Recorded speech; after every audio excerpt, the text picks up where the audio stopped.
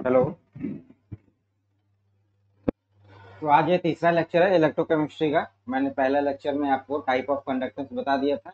दूसरे वाले लेक्चर में आप लोगों को मैं मिक्सिंग कराया था इलेक्ट्रोलाइट का, जिसमें आपका नॉन रिएक्टिंग और रिएक्टिंग दोनों देख लिया था आप लोगों ने। आज के लेक्चर बिल्कुल थ्योरेटिकल लेक्चर होगा। इसमें आपको बहुत ज़्यादा पेन चलाने की जरूरत नहीं है। आप अपना दिमाग लगा के सोच सकते हो कि कैसे क्वेश्चंस आते हैं। मैं कुछ क्वेश्चंस भी करवाऊंगा इससे related.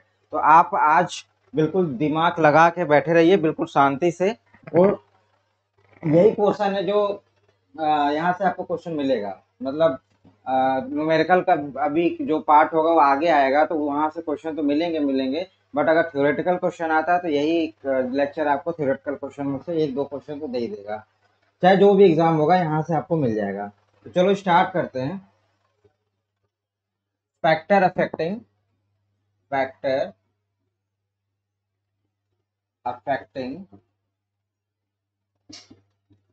On conductance. Factor affecting on conductance, ये थ्योरेटिकल क्वेश्चन है आपका। और क्वेश्चन यहाँ से आपको मिलेंगे, तो आप थोड़ा सा आराम से इसको देखते जाइए। Conductance, factor affecting of conductance, इसका मतलब ये हुआ कि बहुत सारे ऐसे फैक्टर होते हैं जिससे कंडक्टेंस आपकी घटती बढ़ती है। तो वो सारे फैक्टर कैसे वर्क करते हैं, पहले तो कौन कौन से फैक्टर हैं और वर्क कैसे करते हैं, ये सारी चीजें हमें देखना है। तो मैं सबसे पहले टेम्परेचर का फैक्टर आपको बताऊंगा कि टेम्परेचर से क्या होता है, घटेगा बढ़ेगा और कैसे घट रहा है बढ़ रहा है। दूसरा चीज है type of electrolyte. Type of electrolyte, किस तरीके का आप इलेक्ट्रोलाइट लोगे, उस इलेक्ट्रोलाइट से क्या होगा। अगर मान लीजिए कि आप स्ट्रॉन्ग ले रहे हो तो उसमें क्या होगा, अगर वीक ले रहे हो तो उसमें क्या होगा, ये सारी चीजें इसमें रहेंगी। तीसरी बात है कि size of ion. Size of ion, छोटा साइज है बड़ा साइज है, तो इस पे भी हम डिस्कस करेंगे। चौथा है डाइल्यूशन। अगर हम इलेक्ट्रोलाइट को डाइल्यूट कर रहे हैं तो क्या हो रहा है, घट रहा है या बढ़ रहा है। तो ये भी सारी चीजें, तो एक एक करके पॉइंट टू पॉइंट हम इसको डिस्कस करते चलते हैं। पहला ये है कि टेम्परेचर। टेम्परेचर का जो इफेक्ट है, इफेक्ट ऑफ टेम्परेचर, इसके लिए आपको मेटेलिक और इलेक्ट्रोलिटिक दोनों का मैं बात करूंगा। मेटेलिक में क्या होता है वो हम ज्यादातर केस में वो फिजिक्स में पढ़ते हैं, तो थोड़ा सा मैं उसमें डिस्कस कर लेता हूँ। जैसे आपका मेटेलिक कंडक्टेंस है, मेटेलिक कंडक्टेंस है। तो अब इसमें क्या होता है कि इलेक्ट्रॉन्स होते हैं, आपके क्या होते हैं, इलेक्ट्रॉन्स।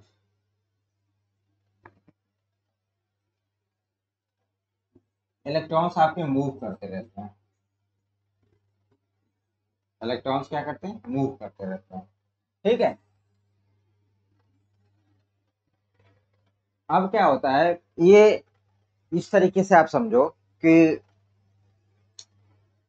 अगर आप कहीं भीड़ भाड़ में हो, बहुत जैसे मार्केट में हो आप और काफी भीड़ है वहां पे, अगर आपसे कोई बोल दे कि वहां पे कोई बम वगैरह रखा हुआ है, तो आप वहां पे भगदड़ तो देखने को मिलेगा। आप भी भागना शुरू करोगे, बाकी लोग भी भागेंगे।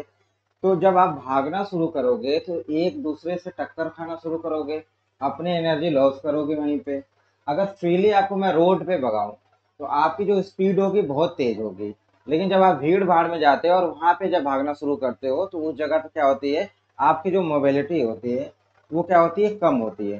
तो यहाँ पे तो हम इलेक्ट्रॉन के केस में स्पीड बोलते हैं, इलेक्ट्रोलाइट के केस में हम मोबिलिटी बोलते हैं। इस बात पे भी मैं डिस्कस करूंगा कि स्पीड और मोबिलिटी में क्या डिफरेंस है ना। ये बहुत जरूरी है कि पूरे इलेक्ट्रोकेमिस्ट्री के अंदर आपको ज्यादातर, आपको जब भी देखोगे तो क्या मिलेगा, आयनिक मोबिलिटी। बहुत ही कम केस में आपको स्पीड मिलती है। तो इनके बीच के डिफरेंस को भी समझना है आपको। तो अब क्या है कि यहाँ पे आपने इलेक्ट्रिक फील्ड जब लगाया तो क्या करेंगे, इलेक्ट्रॉन अपना मूवमेंट शुरू करेंगे। और जब मूवमेंट शुरू करेंगे तो वाइब्रेट होने लगेंगे, एक दूसरे से टक्कर खाएंगे। जब टक्कर खाएंगे तो इनकी स्पीड क्या होगी, कम होगी। मतलब रजिस्टेंस इनका बढ़ रहा है, और रजिस्टेंस बढ़ रहा है तो कंडक्टेंस क्या हो जा रही है, कम हो जा रही है। मेटेलिक में जब आप टेम्परेचर बढ़ा रहे हो, टेम्परेचर इंक्रीज कर रहे हो, तो आपका रजिस्टेंस बढ़ रहा है। क्या बढ़ रहा है, रजिस्टेंस बढ़ रहा है। रेजिस्टेंस इंक्रीज हो रहा है, और जब रेजिस्टेंस इंक्रीज होगा तो आपका कंडक्टेंस क्या होगा, डिक्रीज होगा। ये आपका किसमें है, मेटेलिक कंडक्टेंस के अंदर, जो फिजिक्स में आता है। तो आपको इतना ज्यादा इसमें जोर लगाने की जरूरत नहीं है, हमारा काम है इलेक्ट्रोलिटिक कंडक्टेंस का। आपको लेकिन इतना पता होना चाहिए कि टेम्परेचर इंक्रीज करेगा तो मेटेलिक कंडक्टेंस में ये जो कंडक्टेंस है आपकी ये डाउन होगी। अब आगे देखिए, इसमें इलेक्ट्रोलिटिक वाले में देखो, इलेक्ट्रोलिटिक वाले में क्या है,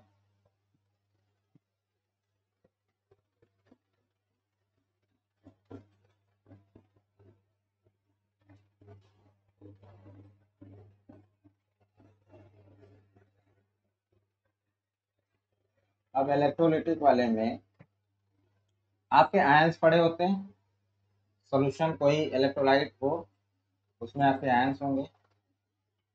आप जब टेम्परेचर बढ़ाते हो, आप क्या करते हो, जब टेम्परेचर को इंक्रीज करते हो तो इनकी जो काइनेटिक एनर्जी है वो बढ़ जाती है, जो इनकी काइनेटिक एनर्जी है वो बढ़ जाती है। Kinetic energy, kinetic energy increase करती है, और काइनेटिक एनर्जी बढ़ती है तो ये क्या करते हैं, इनका मूवमेंट बढ़ जाता है, इनकी मोबिलिटी क्या हो जाती है, बढ़ जाती है, मोबिलिटी इंक्रीज होती है। और मोबिलिटी इंक्रीज हो गई तो इनका कंडक्टेंस क्या हो जाता है, बढ़ जाता है, कंडक्टेंस इंक्रीज। तो आपका क्या हुआ इसमें, मोबिलिटी बढ़ने की वजह से आपकी कंडक्टेंस क्या हो गई, बढ़ गई। तो आप टेम्परेचर के इफेक्ट को तो आपने ऐसे देख लिया, लेकिन इलेक्ट्रोलिटिक कंडक्टेंस के लिए दो मेजर फैक्टर होते हैं जो आपको हमेशा चेक करने पड़ते हैं। पहला जो फैक्टर होता है वो नंबर ऑफ आयंस का होता है, वो जो मेजर फैक्टर होता है। मतलब ये है कि किसी भी इलेक्ट्रोलाइट की कंडक्टेंस घट रही है बढ़ रही है, उसके लिए आपको क्या क्या चेक करना पड़ता है। सबसे पहले आप चेक करोगे क्या, कंडक्टेंस के घटने या बढ़ने के रीजन को बताने के लिए सबसे पहले आप चेक करोगे कि नंबर ऑफ आयंस क्या हो रहे हैं, जो आप इफेक्ट लगा रहे हैं उस इफेक्ट से नंबर ऑफ आयंस पे क्या फर्क पड़ रहा है, नंबर ऑफ आयंस। ये आपका मेजर फैक्टर होगा, क्या होगा ये, मेजर फैक्टर। मतलब ये आपको पहले यही चेक करना पड़ेगा, मेजर फैक्टर आपका नंबर ऑफ आयंस। और जो माइनर फैक्टर है, अगर ये मान लीजिए सेम है तो माइनर फैक्टर पे आपका क्या आ जाएगा, मोबिलिटी, क्या आएगा, मोबिलिटी। तो ये दो फैक्टर आपको हमेशा चेक करना है कि पहले आप ये देखोगे कि इफेक्ट लगेगा तो इफेक्ट लगने के बाद में क्या हो रहा है, इफेक्ट लगने के बाद में नंबर ऑफ आयंस घट रहे हैं बढ़ रहे हैं, आप ये देखोगे। अगर मान लीजिए दो केस में इक्वल हो गया नंबर ऑफ आयंस, या फिर नहीं घट रहे हैं या सेम है, तो आप दूसरे फैक्टर पे आओगे कि मोबिलिटी पे क्या फर्क पड़ रहा है, मोबिलिटी घट रही है या बढ़ रही है। तो ये सारी चीजें आपको ध्यान रखनी पड़ेंगी।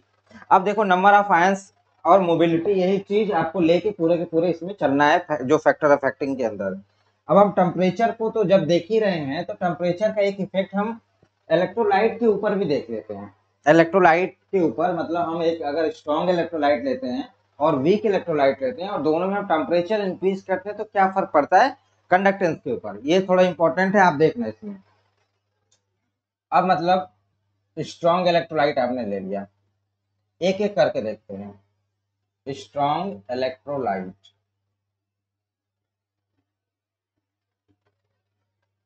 अब स्ट्रॉन्ग इलेक्ट्रोलाइट में मैंने क्या किया, यहाँ पे टेम्परेचर इंक्रीज करके मैं इफेक्ट देखना चाहता हूँ कि क्या होगा इफेक्ट इस पे, स्ट्रॉन्ग इलेक्ट्रोलाइट पे। अब देखो क्या है कि दो ही बात होती हैं, या तो पहली बात ये होती है कि नंबर ऑफ आयंस कितने हैं सोल्यूशन के अंदर, और दूसरी क्या है कि मोबिलिटी क्या है इसकी।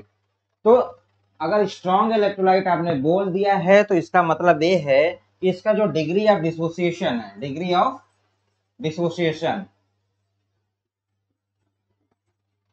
जिसको अल्फा बोलते हो, डिग्री ऑफ डिसोसिएशन जो अल्फा है ये आपका 1, मतलब ये मैक्सिमम जितना टूटना था वो सॉल्यूशन के अंदर टूट के आ चुका है।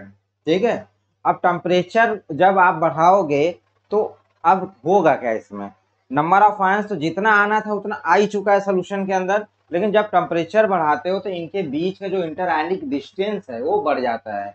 जब इंटर आयनिक डिस्टेंस बढ़ेगा तो जब केटायन एनायन दूर होना शुरू करेंगे तो उनकी जो फोर्स ऑफ अट्रैक्शन होता है वो क्या होगा, कम होगा। इसका मतलब ये है कि मोबिलिटी क्या हो रही है, बढ़ रही है। तो पहली बात है कि स्ट्रॉन्ग इलेक्ट्रोलाइट में टेम्परेचर बढ़ाने से आपकी अल्फा की वैल्यू में कोई चेंजेस नहीं दिख रहा है, क्योंकि पहले ऑलरेडी वो स्ट्रॉन्ग है और ऑलरेडी वो नंबर ऑफ आयंस जितना जनरेट करना चाहता है कर चुका है। अब आप दूसरा फैक्टर किस पे आ रहे हैं, मोबिलिटी पे। तो यहाँ पे आपका क्या हुआ है, मोबिलिटी इंक्रीज हुई है। क्या हुआ है यहाँ पे, मोबिलिटी इंक्रीज हुई है, मोबिलिटी इंक्रीज हुई है। ठीक, मोबिलिटी इंक्रीज हुई। अब मोबिलिटी इंक्रीज हुई है तो स्ट्रॉन्ग इलेक्ट्रोलाइट पे जब हम टेम्परेचर इंक्रीज करते हैं तो हम कंडक्टेंस क्या हम देखते हैं कि कंडक्टेंस आपका क्या होता है, इंक्रीज होता है। कंडक्टेंस इंक्रीज होता है ड्यू टू, देखो एक ये ड्यू टू मोबिलिटी। एक बड़ा अच्छा सवाल मैं कहीं देखा था, जियो साइंटिस्ट में था या किसी और में, मैं कहीं मिस हो रहा दिमाग से। उसमें ये क्या था, स्ट्रॉन्ग इलेक्ट्रोलाइट पे टेम्परेचर का इफेक्ट लगाया था और ऑप्शन में ये बना रखा था कि घटेगा या बढ़ेगा। और घट रहा है तो किसके वजह से घट रहा है, और बढ़ रहा है तो किसके वजह से बढ़ रहा है। ऐसे चार ऑप्शन बने थे। तो आपका पहली बात ये है कि अगर इसका सटीक आंसर बोलना हुआ तो इस तरीके से बोलोगे कि स्ट्रॉन्ग, जब टेम्परेचर इंक्रीज करते हैं तो स्ट्रॉन्ग इलेक्ट्रोलाइट की जो है कंडक्टेंस बढ़ती है। वो बढ़ने का जो रीजन है ड्यू टू मोबिलिटी। अगर आपसे ये बोला जाए कि नंबर ऑफ आयंस की वजह से बढ़ती है, ये ऑप्शन दे दे, मान ले कि ऑप्शन में ये रहे कि conductance increases due to number of ions, दूसरा ऑप्शन रहे conductance increases due to mobility, तो आपको मोबिलिटी पे टिक मारना है। इंक्रीजेस तो दोनों में दे रखा है, लेकिन नंबर ऑफ आयंस की वजह से इसका कंडक्टेंस नहीं बढ़ा है। बढ़ा किसकी वजह से, मोबिलिटी की वजह से है। तो ये आपको ध्यान देना है। अब नंबर ऑफ आयंस की वजह से क्यों नहीं बढ़ा है, क्योंकि नंबर ऑफ आयंस ऑलरेडी जितने आने थे वो आ चुके थे इसमें। तो ये मेजर फैक्टर यहाँ पे काम नहीं कर रहा है, जो माइनर फैक्टर है मोबिलिटी का वही काम कर रहा है। ठीक है, तो ये आपको ध्यान रखने वाली बात है। अब हम थोड़ा सा चलते हैं वीक इलेक्ट्रोलाइट की तरफ कि वीक इलेक्ट्रोलाइट पे क्या फर्क पड़ता है। थोड़ा कॉन्सेप्चुअल सारी चीजें हैं, आप लोग एक दो बार देख लोगे लेक्चर तो आपको क्लियर हो जाएगा। वीक इलेक्ट्रोलाइट,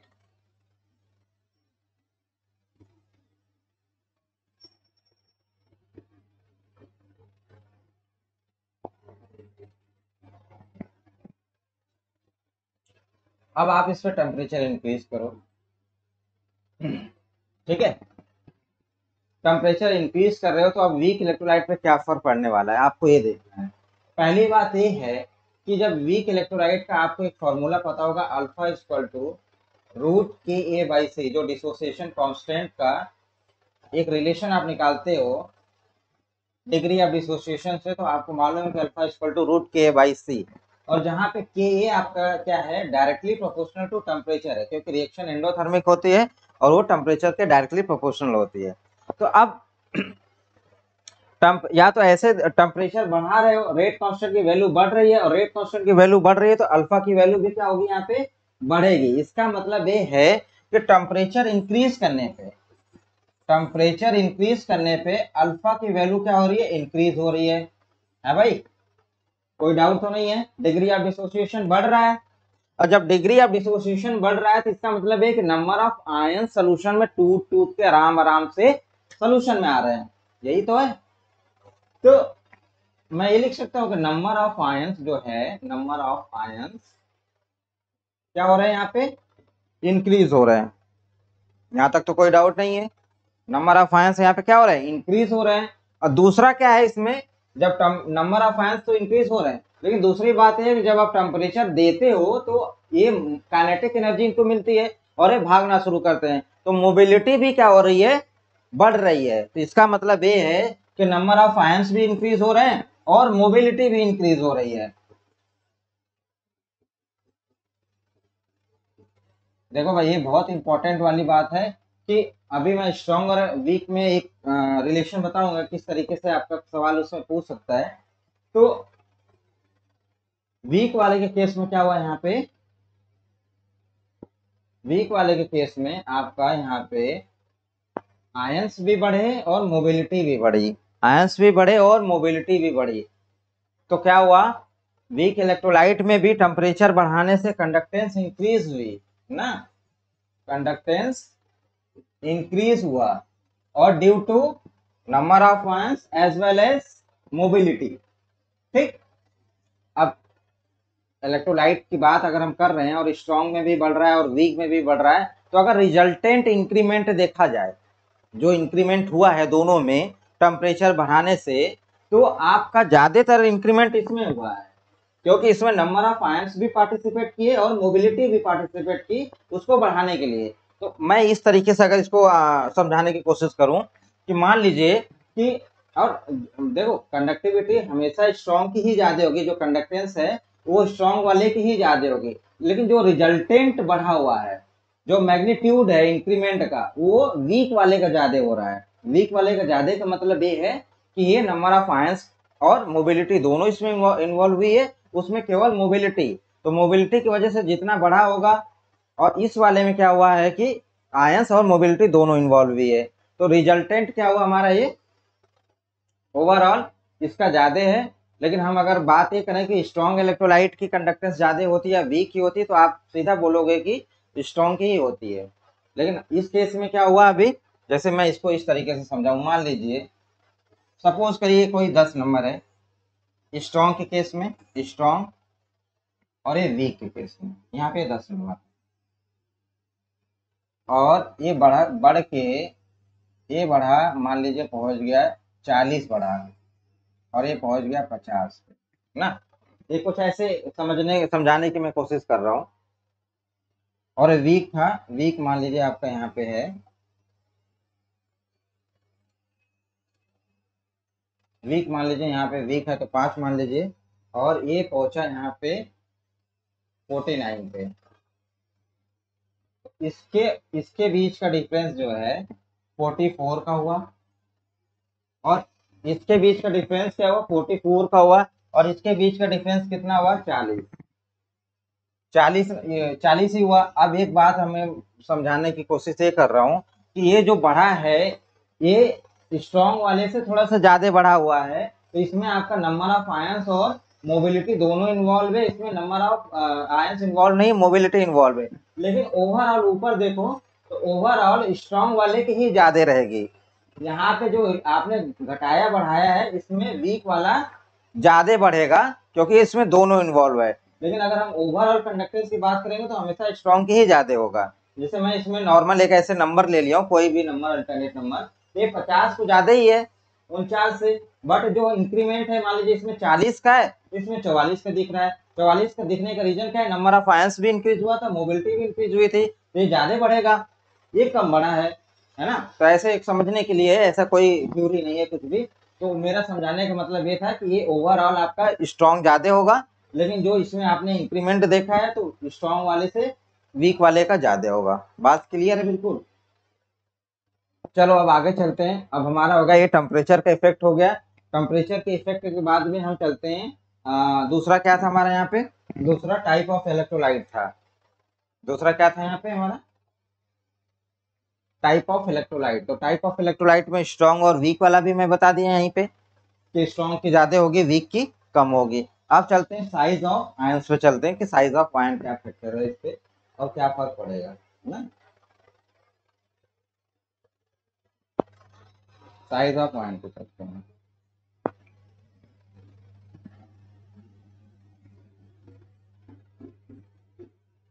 साइज ऑफ, अब देखो जैसे lithium, sodium, potassium, rubidium, caesium, ये plus plus plus plus plus, ये मॉल्टेन स्टेट में है, मॉल्टेन स्टेट।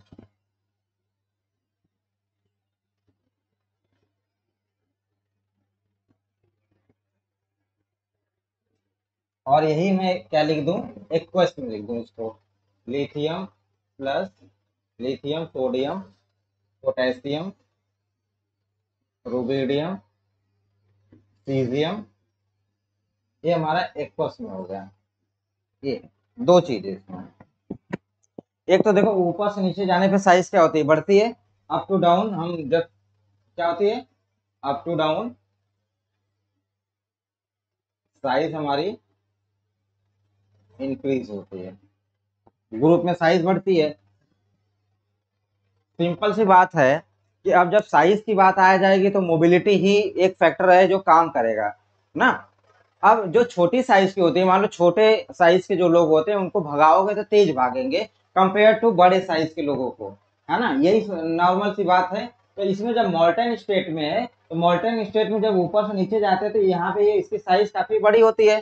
अब जब इसकी साइज बड़ी है तो ये भागेगा कम, तो ये जब कम भागेगा तो होता क्या है, आपकी मोबिलिटी क्या होती है, mobility mobility inversely proportional to size. Mobility क्या होती है, इनवर्सली प्रोपोर्शनल टू साइज। अगर साइज बड़ा है तो मोबिलिटी कम है, तो इसका साइज बड़ा होगा। अब इसकी साइज बड़ा है तो मोबिलिटी कम, तो अगर मैं कंडक्टेंस का ऑर्डर इसमें लगाऊं तो क्या ऑर्डर होगा कि इसकी साइज क्या थी, कम, तो हमारा ये लिथियम प्लस सबसे आगे आएगा, फिर सोडियम प्लस आएगा, फिर के प्लस आएगा, फिर आरबी प्लस आएगा, फिर सी एस प्लस आएगा।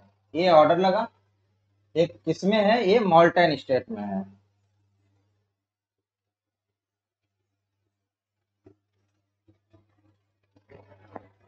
कोई दिक्कत भाई, यहाँ तक कोई दिक्कत नहीं है। मोबिलिटी हमारा क्या है, साइज के इनवर्सली प्रोपोर्शनल होता है, तो यहाँ तक कोई प्रॉब्लम नहीं है। अब हम थोड़ा सा आते हैं एक्वस वाले में। तो देखो एक्वस वाले में क्या बोला होता है कि जितनी छोटी साइज होती है वो ज्यादा हाइड्रेटेड होती है। स्मॉल साइज अगर है, स्मॉल साइज है, स्मॉल साइज है तो ज्यादा हाइड्रेटेड होती है। जैसे हाइड्रेशन क्या होता है हमारा, हाइड्रेशन डायरेक्टली प्रोपोर्शनल टू किसके होता है, साइज के। ये तो पता ही है आप लोगों को, है ना, size inversely proportional to size और डायरेक्टली प्रोपोर्शनल टू चार्ज, ये होता है। साइज छोटी है तो हाइड्रेशन ज्यादा होगा, ये है हाइड्रेशन। हाइड्रेशन का मतलब क्या होता है कि ये कोई भी जैसे आपका लिथियम प्लस है, मान लो आपका ये लिथियम प्लस है, तो जब ये एक्वस वाटर में जाएगा तो वाटर के मॉलिक्यूल्स इसको क्या करेंगे, चारों तरफ से हाइड्रेट करेंगे, घेरेंगे, इसको घेरेंगे। अब जब ये घेरेंगे तो इसमें प्राइमरी और सेकेंडरी दो स्पीयर बन जाते हैं, और दोनों स्पीयर की वजह से इसकी साइज क्या होती है, बढ़ जाती है, मतलब ये बल्क साइज का हो जाता है। आप ये समझो, बस इतना समझना है आपको कि जितनी छोटी साइज की होगी वो ज्यादा हाइड्रेटेड होंगे, उससे ज्यादा वाटर के मॉलिक्यूल उसको प्राइमरी और सेकेंडरी स्पीयर बना के उसको घेर लेंगे, और उसकी जो साइज हो जाएगी वो साइज बिल्कुल बड़ी हो जाएगी। मतलब ये है कि एक्वस सोल्यूशन के अंदर अगर स्मॉल साइज है तो वो कहीं ना कहीं ज्यादा हाइड्रेटेड हो गया है, वो बल्क की तरीके से हो गया है, तो जस्ट इसमें क्या हो जाता है, उल्टा हो जाता है। तो लिथियम आपकी स्मॉल साइज है, तो लिथियम स्मॉल साइज की वजह से क्या है, ज्यादा हाइड्रेटेड हो गई, और ज्यादा हाइड्रेटेड होने की वजह से वो भाग नहीं पाएगा, और भागेगा नहीं तो उसकी मोबिलिटी क्या हो जाएगी, कम हो जाएगी। तो जो हमारा इस केस में ऑर्डर लगेगा वो ऑर्डर लगेगा क्या, ये लगेगा आरबी प्लस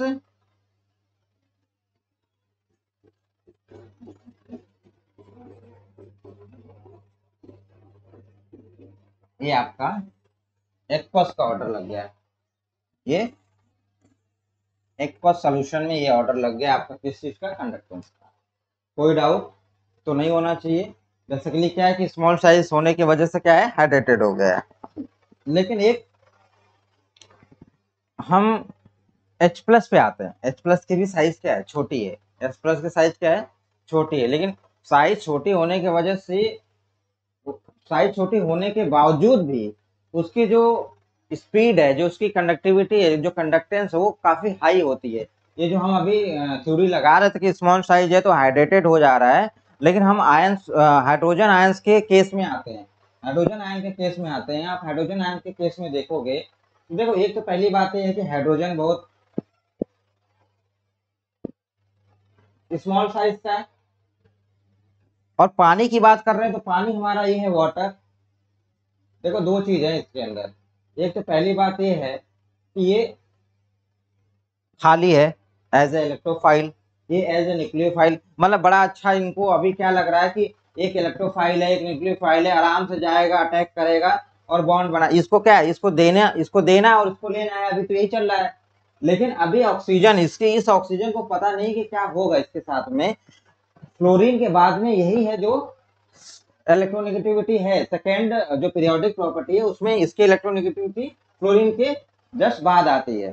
तो इसकी टेंडेंसी क्या है, रखने की, इलेक्ट्रॉन को रखने की। बट अब क्या होता है, जैसे ये कनेक्ट हुआ इससे, जैसे ये कनेक्ट हुआ, कनेक्ट होते ही क्या हुआ, ये हाइड्रोनियम आयन बना लेता है। क्या बना लेता है, हाइड्रोनियम आयन बना लेता है। और इस पे क्या जनरेट हो जाता है भाई, प्लस चार्ज जनरेट हो जाता है। अब एक बात बताओ कि हमेशा ये इलेक्ट्रॉन को रखता है अपने पास में और प्लस चार्ज इस पे जनरेट हो गया है, इसका मतलब ये है कि ये बहुत ही ज्यादा अनस्टेबल हो गया।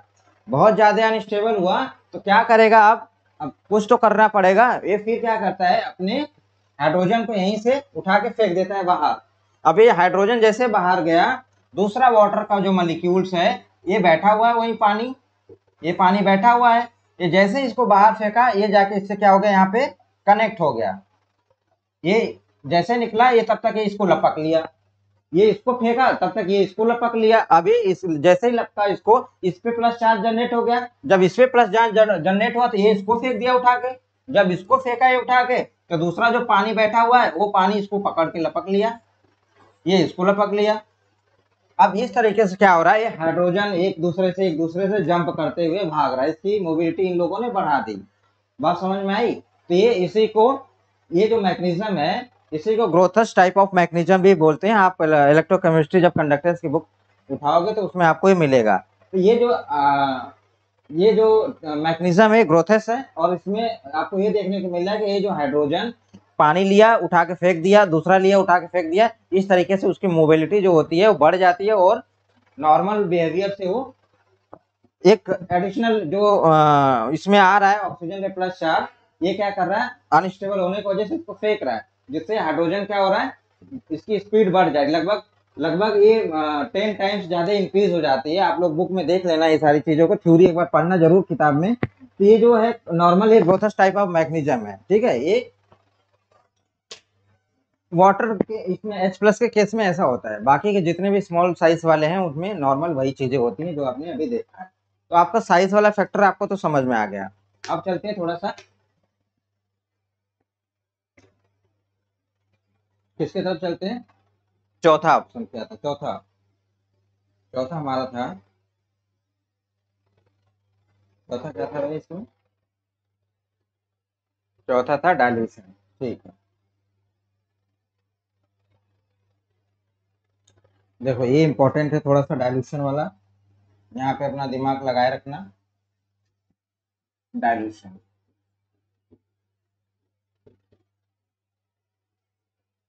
डाइल्यूशन देखना है हमें। मैं एक एक करके स्पेसिफिक कंडक्टेंस में भी डाइल्यूशन देखूंगा और मोलर कंडक्टेंस में भी, आप लोग चेक करते रहिएगा। पहला स्पेसिफिक कंडक्टेंस,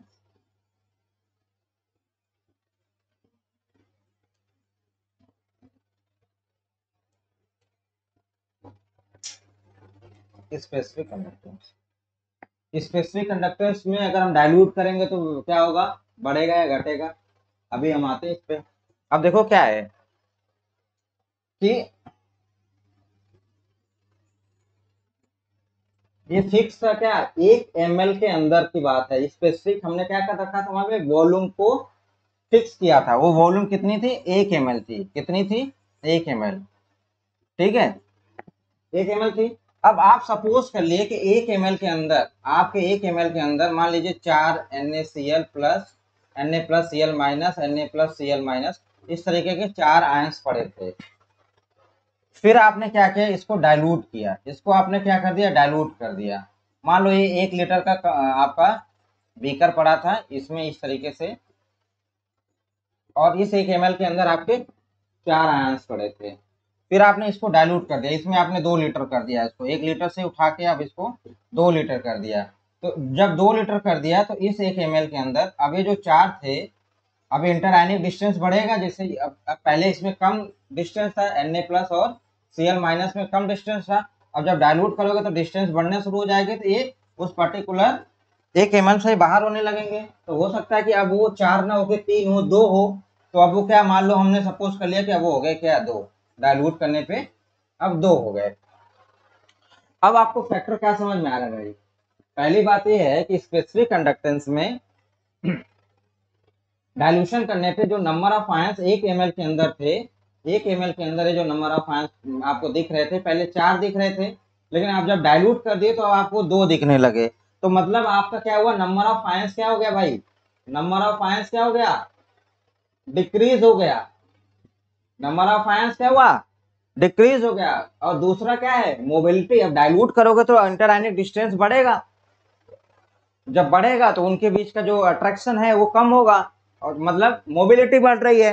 तो यहाँ पे क्या हुआ, नंबर ऑफ आयंस डिक्रीज हो रहा है, लेकिन यहाँ पे मोबिलिटी इंक्रीज हो रही है। यही बात आपको समझ में आई, नंबर ऑफ आयंस का कम होना और मोबिलिटी का बढ़ना। तो मेजर फैक्टर क्या था, मेजर फैक्टर क्या था भाई, सॉरी, मेजर फैक्टर था नंबर ऑफ आयंस। तो नंबर ऑफ आयंस आपका कम हुआ है, तो ओवरऑल हमारी स्पेसिफिक कंडक्टेंस क्या होगी भाई, डाइल्यूशन पे कम होगी। तो ये आपको यहाँ पे ये बताना है कि डिक्रीज होगी। कोई डाउट नहीं है, चल लें आगे। अब देखो, मोबिलिटी बढ़ रही थी, नंबर ऑफ आयंस कम हो रहा था, लेकिन हमने मेजर फैक्टर को लगा के इसको क्या बता दिया, डिक्रीज। ठीक है,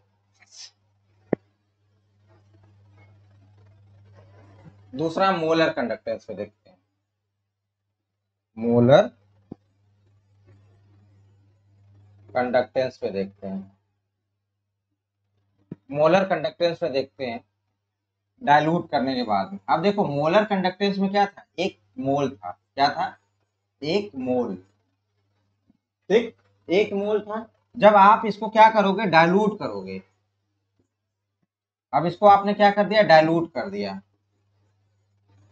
जब डाइल्यूट कर दिया तो जो मोल्स पहले प्रेजेंट थे वही मोल्स अब भी रहेंगे, मोल्स हटेंगे नहीं। तो वो क्या होगा, 1 मोल अभी भी है इसमें। जैसे एक चम्मच आपने चीनी डाला है तो 1 चम्मच ही रहेगा। वैसा को क्या होगा, उसकी मिठास कम हो जाएगी, लेकिन 1 चम्मच ही रहेगा वो। तो आपने क्या किया, 1 मोल पहले था, फिर आपने इसको डाइल्यूट कर दिया। जब डाइल्यूट किया तब भी आपके मोल्स वही थे। इसका मतलब ये है कि नंबर ऑफ आयंस अभी इसमें चेंज नहीं हुआ, नंबर ऑफ आयंस चेंज नहीं हुआ, सेम के सेम था, वही वही बना कर आ गया। लेकिन अब डाइल्यूट किया तो मोबिलिटी क्या हो जाएगी भाई, मोबिलिटी इंक्रीज हो जाएगी। और मोबिलिटी इंक्रीज हो गई तो आपका मोलर कंडक्टेंस क्या हो जाएगा, इंक्रीज हो जाएगा। यहाँ तक कोई दिक्कत नहीं होनी चाहिए। मैं एक क्वेश्चन लिखता हूँ, आप लोग बताना, और बहुत बढ़िया क्वेश्चन है, इस तरीके के सवाल आते हैं।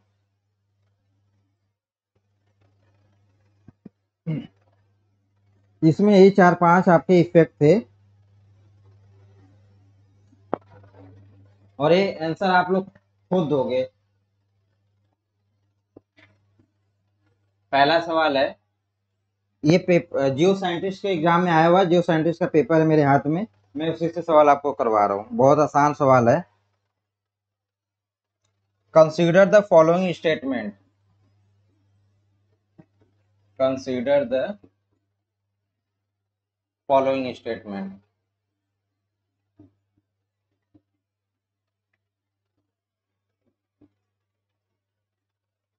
जियो साइंटिस्ट के पेपर में खूब भर के आता है इस चैप्टर से, तो आप लोग थोड़ा सा इस चैप्टर को अच्छे से पढ़ लीजिए। ऑप्शन पहला है, मोलर कंडक्टिविटी इंक्रीजेस। पहला ऑप्शन है, molar conductivity increases, increases with dilution, with dilution. ये पहला ऑप्शन हो गया। दूसरा ऑप्शन है आपका, conductivity decreases, conductivity decreases with decreases in concentration, in concentration. Conductivity का मतलब क्या है, वही स्पेसिफिक कंडक्टेंस आपका कप्पा। तीसरा क्या दे रखा है इसमें, for strong electrolyte, for strong electrolyte,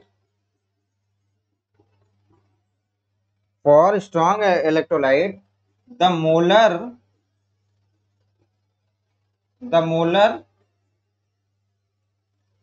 conductivity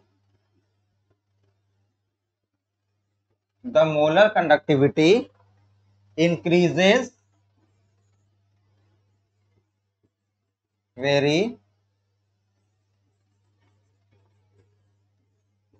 sharply with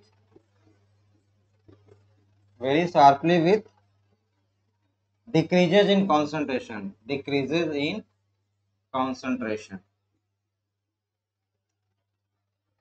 अब ये बोला हुआ है कि which statement given above is and are correct. तो पहला ऑप्शन ये है करेक्ट, आपको बताना है इसमें कौन सा करेक्ट है। तो पहला ऑप्शन है इसमें first and second, B option है आपका first and third, C option है आपका second and third, D option है आपका थर्ड ओनली। ये पूछा है कि कौन सा करेक्ट है, ये स्टेटमेंट है। देख लो, अभी आपने पढ़ा है molar conductivity increases with dilution. मैं नहीं बताऊंगा, सॉल्व आपको करना है। Conductivity decreases in concentration. अभी जस्ट भी कंडक्टिविटी मतलब का स्पेसिफिक अभी जस्ट देखा था। For strong electrolyte the molar conductivity increases very sharply with decreases in concentration.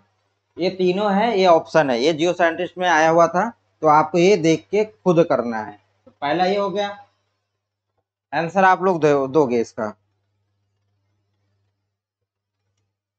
एक क्वेश्चन और है,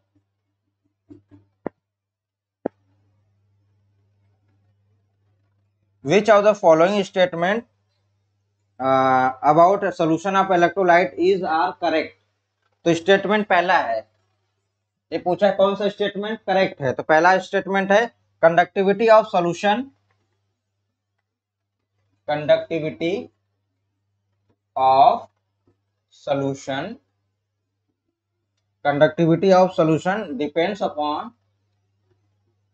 depends upon the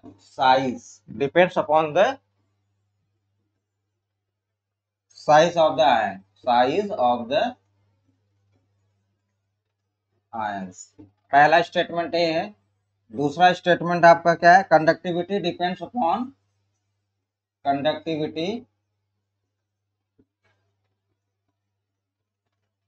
upon the viscosity of solution. Viscosity का मतलब वही गाढ़ापन। तीसरा, conductivity does not depend upon conductivity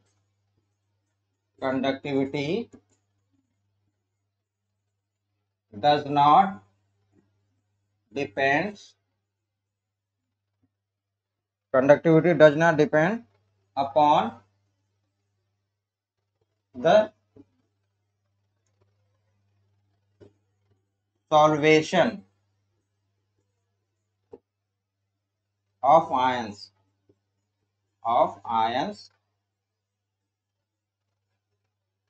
present in solution। ठीक है भाई, ये भी क्वेश्चन है, जियो साइंटिस्ट वहां से आया है। क्वेश्चन कहीं से भी मिलेगा लेकर आऊंगा, आप पुराना हो या नया हो, किसी भी पेपर का हो, हम सॉल्व करवा देंगे इससे रिलेटेड। कंडक्टिविटी ऑफ सॉल्यूशन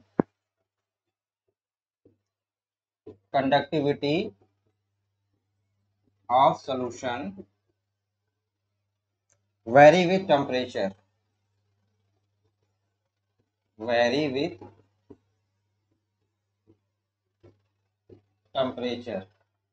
अब दिया हुआ है ऑप्शन, क्या दे रखा है इसमें, अब देख लो अपने हिसाब से क्या हो सकता है answer.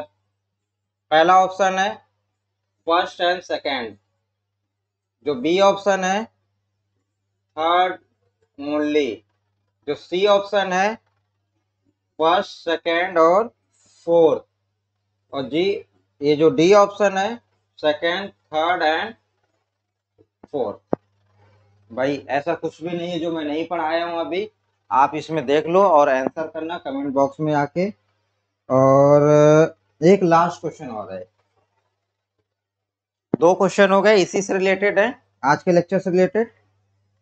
What will be the effect of dilution, ये भी जियो साइंटिस्ट का क्वेश्चन है।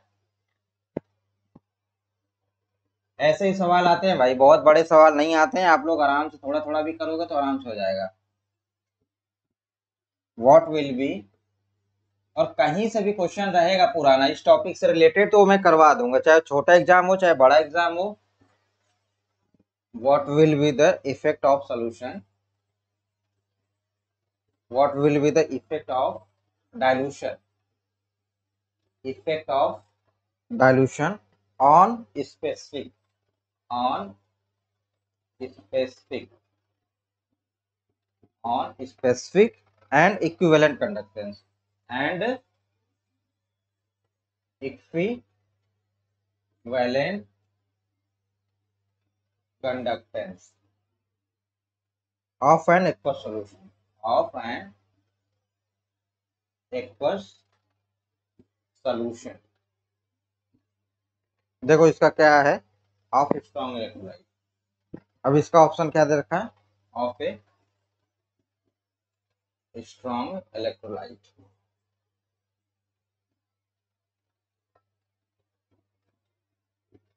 पहला option kappa decrease, specific conductance मतलब kappa, kappa decreases and equivalent conductance increases, पहला ऑप्शन। बी ऑप्शन इसमें kappa increases and equivalent decreases. जो आपका थर्ड ऑप्शन है बोथ इंक्रीज, और जो डी है both decrease, both increase both decrease.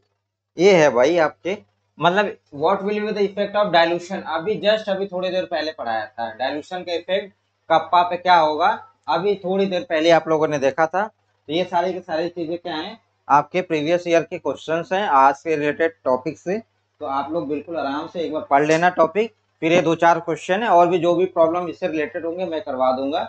Theory base यहीं से आएंगे क्वेश्चन आपको इस टॉपिक के, और बहुत मोस्ट इंपॉर्टेंट टॉपिक ये चल रहा है, कोई भी एग्जाम होगा वहां पे आपको मिलेगा ही मिलेगा हर हाल में। तो आज ये तीसरा लेक्चर खत्म हुआ है, चौथा लेक्चर हम जल्दी से लेकर आएंगे इसको, और एक एक करके आप लोग डिस्कस करते जाओ, और